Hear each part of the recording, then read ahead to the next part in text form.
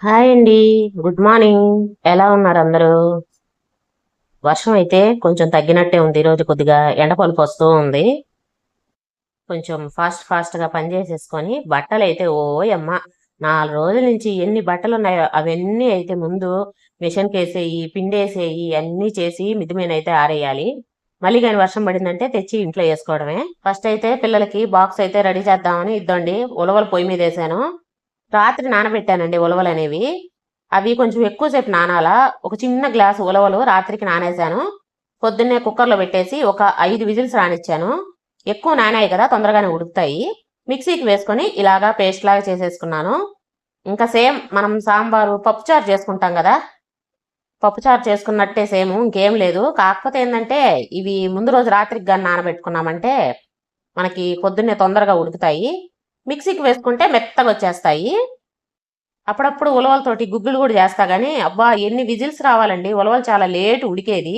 కానీ పప్పుచారు అయితే భలే ఉంటుందండి. దీంట్లోకి వడియాలు, ఉప్పు మిరపకాయలు ఏంచి పక్కన పెట్టేశాను.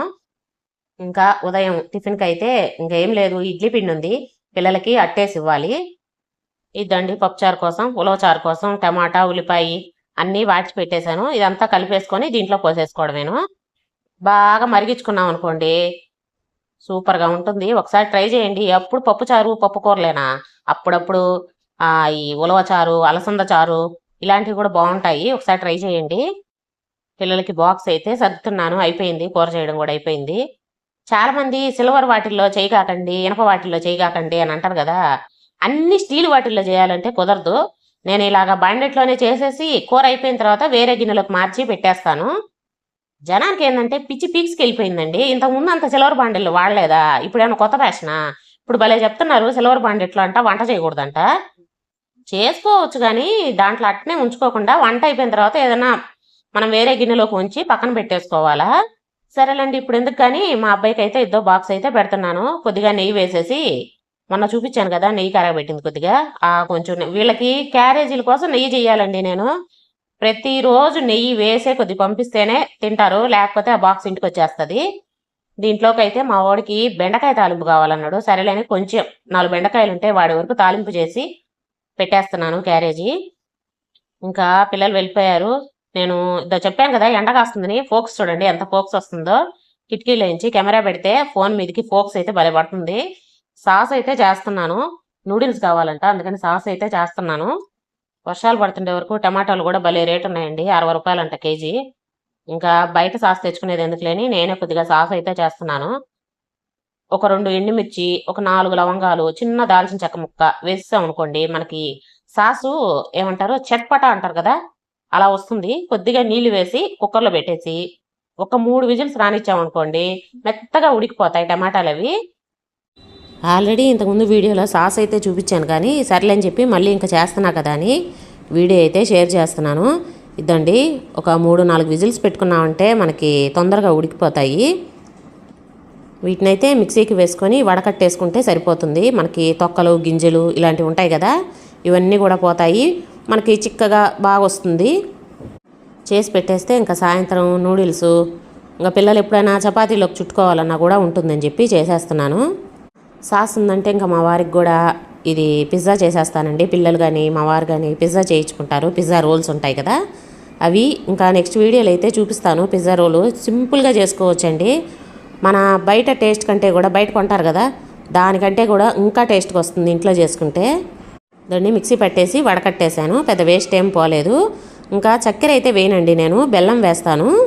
ఒక పొయ్యి మీద అయితే సాస్ అయితే ఉడుకుతుంది. ఇంకో పొయ్యి మీద అయితే ఒక ప్రయోగం చేస్తున్నాను. నా మీదే అది సగ్గుబియ్యం ఉప్మా అంటారో కిచిడి అంటారో మరి. సగ్గుబియ్యం పాయసంలో కదని నానబెట్టాను. ఇంకా పాయసం వద్దన్నారు అవి వేస్ట్ అయిపోతాయని చెప్పి నేనైతే ఇట్లాగా చేసేస్తున్నాను. టేస్ట్ ఎట్టుంటుందో చూడాలా.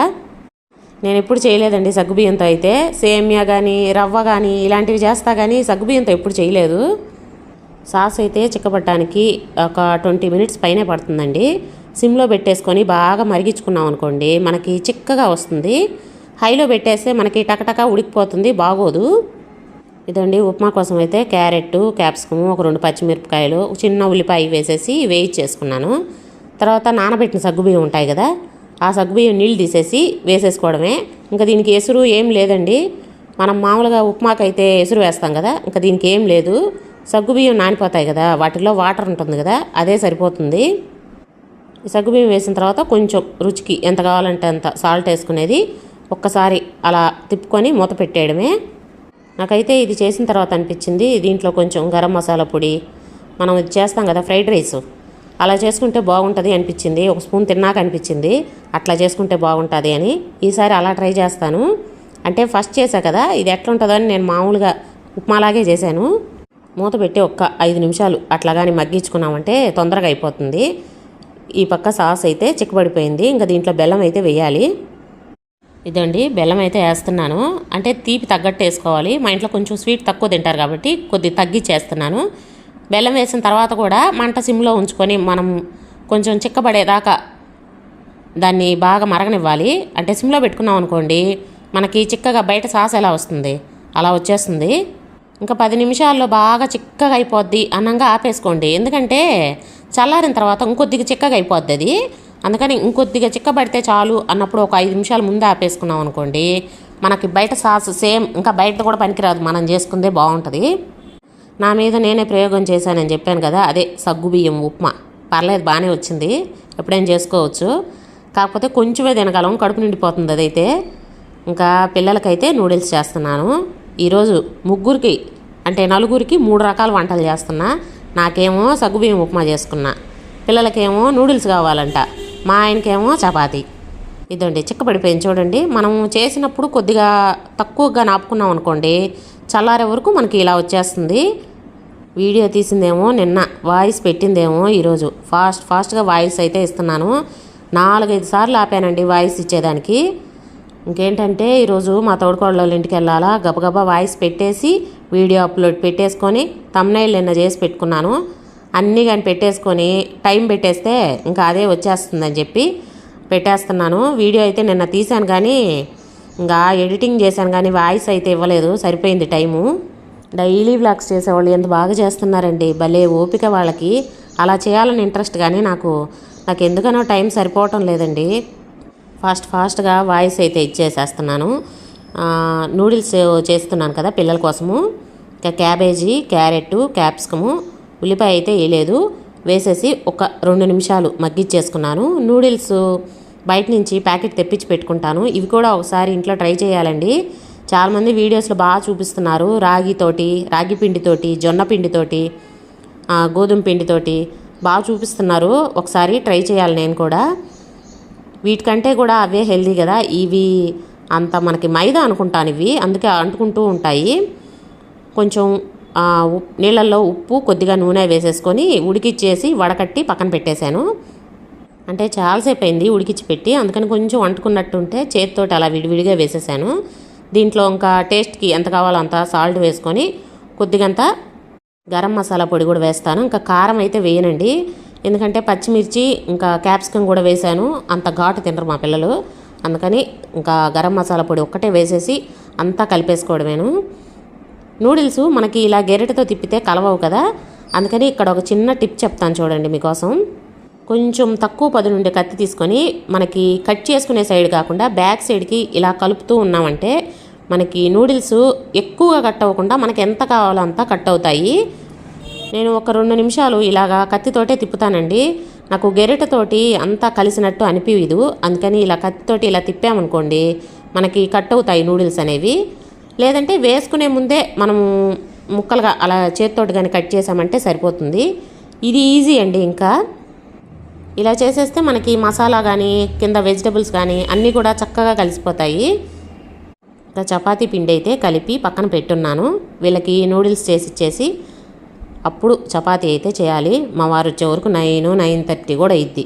అప్పుడు వేడివేడిగా చేసిస్తాను. పిల్లలకైతే ఫస్ట్ నూడిల్స్ అయితే చేసేస్తున్నాను. ఇలా ఒక 2-3 నిమిషాలు కట్ చేసేసిన తర్వాత అప్పుడు గెరెట్తోటి తిప్పుతాను అంతా కలిసేటట్టు. ఇంకా దీంట్లో నేను సోయా సాసు, అల్లం వెల్లుల్లి పేస్టు ఇంకేం వేయను, కానీ బాగుంటుంది, ఇంట్లోనే చేసుకుంటాం కదా. మసాలాలు వేస్తే మా పాపకి ఏంటంటే అది ఎగపోసుకొచ్చినట్టు అనిపిస్తుంది. అందుకని నేను ఇంకా మసాలాలు వాడనండి, అసలు బయటికి కూడా తెప్పించి పెట్టను. అమ్మాయికి ఎందుకనో డైజెషన్ అవ్వదు తింటే, అందుకని మసాలాలు అయితే ఏం పెద్దగా వాడనండి. ఇలా సింపుల్గా చేసి పెట్టేస్తాను వాళ్ళు అడిగినప్పుడు. దండి సాస్ అంతా నేను ఇందాక సీసాలకు వంపేశాను, కొద్దిగా ఉంది సరేలేని దాంట్లోకే వేసి కొంచెం నూడిల్స్ తిప్పేస్తున్నాను. మా వాడు కొంచెం తీపి ఎక్కువ తింటాడు, అందుకని వాడికి ఇలాగ బాండెట్లో వేసి తిప్పేస్తున్నాను. ఫాస్ట్గా పెట్టాను, ఏమనుకోకండి. వీడియో నచ్చితే లైక్ చేసి సబ్స్క్రైబ్ చేసుకోకపోతే మాత్రం ప్లీజ్ సబ్స్క్రైబ్ చేసుకోండి. Thank you.